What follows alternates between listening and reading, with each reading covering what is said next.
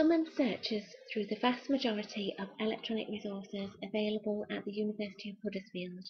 It is available both on and off campus via Student Portal Plus on the My Studies tab. It's also available through the library subject pages at http://hood.libguides.com or via the direct web address, which is http://library.hood.ac.uk/summon.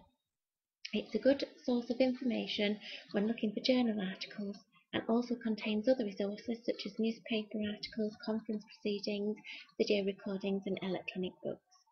It works in a similar way to commercial search engines. However, these only provide freely available resources, whereas Summon will return full text access wherever possible to Huddersfield University subscription resources, that is, items bought by academic staff and librarians, so you're guaranteed good quality results. To start off with, just do a basic keyword search.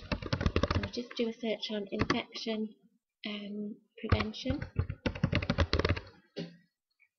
I can either choose from the list or stick with my own search terms. I'll just stick with my own search terms, infection prevention. So I've got 502,000 plus articles returned. I'm going to try to narrow my results down using the options on the left hand side of the screen. I always choose limit to articles from scholarly publications, including peer review. Peer-reviewed journal articles are articles which have been written by experts but have been sent to another panel of experts to check them for accuracy and suggest ways in which they could be improved. I'm going to exclude newspaper articles because they don't tend to be of good enough quality from an academic piece of work. I'll scroll down a little further. I'm going to be quite specific and say I just want journal articles as opposed to trade publications or book reviews. I'm going to narrow my search as well to a particular time period just by clicking and dragging on the arrow here. I'm going to say I just want articles published after 2007. I'll put 2007, click on the update button.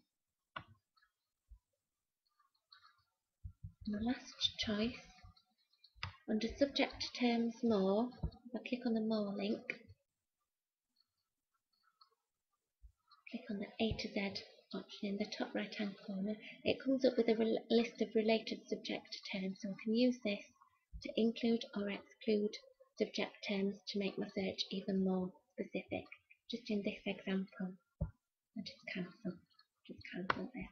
And it's a case of scrolling through your results. You'll see that now we have 161,000 plus results, which is still quite a lot, but it's considerably less than what we started off with.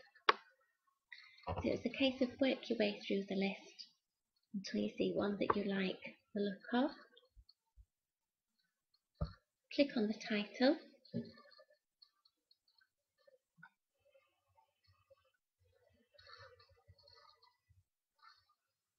Wait for the article to load. You'll see here. Just scroll down. But we have the full text of the article on the screen in front of us.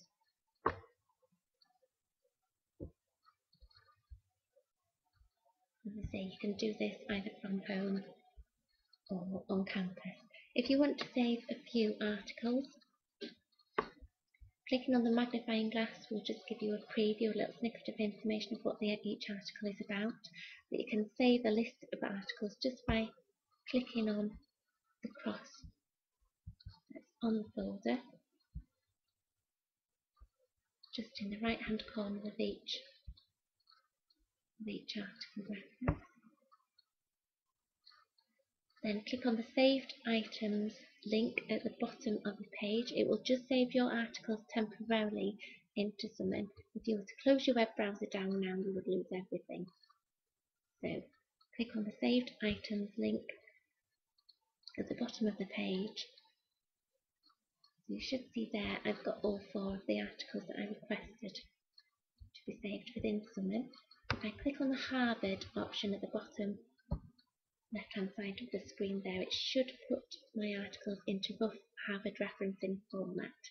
It's not 100% perfect, but it is vague Harvard referencing format. You still need to check the university approved handbook that this is the right format for referencing. And then you can email the results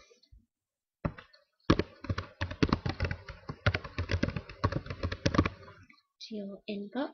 It doesn't necessarily have to be your university inbox. I click on send, it will send a copy of both the reference, which is in Harvard referencing format, which you can then just copy and paste into your Word document to write your reference list at the end of your work. It'll also send you the reference, it'll also send you the link to the full text of the article as well. And that's a basic introduction to searching Summon. Other things you can do to make your search slightly more effective. I click on Keep Search Refinements. I won't lose any of the options that I've chosen down the left hand side of the screen. I can search for infection prevention at the same time by putting an asterisk after the T. This is called truncation searching, and it'll search for various different endings of that word. I could search for infection prevention or control. So I'm searching now for both infection prevention or infection control, so I'm broadening my search. Note that I've put that all terms that I've joined with "or" in brackets. That's really important, and capital "or". I can also search for infection prevention